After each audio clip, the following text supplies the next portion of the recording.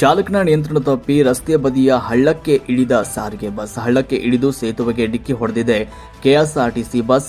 ಬಸ್ನಲ್ಲಿದ್ದ ಪ್ರಯಾಣಿಕರಿಗೆ ಸಣ್ಣ ಪುಟ್ಟ ಗಾಯಗಳಾಗಿದೆ. ಈ ಘಟನೆ ನಡೆದಿರುವುದು ಹಾಸನ ಜಿಲ್ಲೆಯ ಆಲೂರು ತಾಲೂಕಿನ ಮಣಿಗನಹಳ್ಳಿ ಗ್ರಾಮದಲ್ಲಿ ನಡೆದಿದೆ. ಆಲೂರಿನಿಂದ ಪುರಭೈರವನಹಳ್ಳಿ ಮಾರ್ಗವಾಗಿ ತೆರಳುತ್ತಾ ಇದ್ದ ಹಾಸನ ವಿಭಾಗದ KA 13F2103 ನಂಬರ್ನ ಈ ಒಂದು ಕೆಎಸ್ಆರ್ಟಿಸಿ ಬಸ್ ಮಳೆಯಿಂದ ನಿಯಂತ್ರಣಕ್ಕೆ ಸಿಗದೆ ಹಳ್ಳಕ್ಕೆ ಇಳಿದಿದೆ. ಸ್ಥಳಕ್ಕೆ ಪೊಲೀಸರು ಭೇಟಿ ನೀಡಿ ಪರಿಶೀಲನೆ ಮಾಡಿದ್ದಾರೆ. ಆಲೂರು ಪೊಲೀಸ್ ಠಾಣಾ ವ್ಯಾಪ್ತಿಯಲ್ಲಿ ಈ ಒಂದು ಘಟನೆ ಸಂಭವಿಸಿದೆ.